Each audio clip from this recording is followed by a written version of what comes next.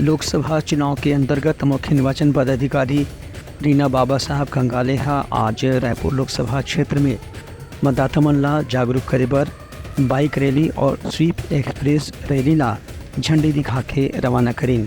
यह मौका में रीना बाबा साहब कंगालेहा खुद भी हेलमेट पहन के एक दोपहिया स्कूटर में सवार हुई और रायपुर में रैली में शामिल हुई।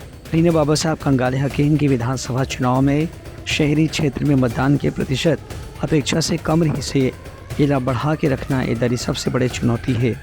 उनकर कहने से कि मताधिकार लोकतंत्र के सबसे बड़े अधिकार होते एक सीधी लोगन मन ला अधिकार के प्रयोग निश्चित रूप से करना चाहिए।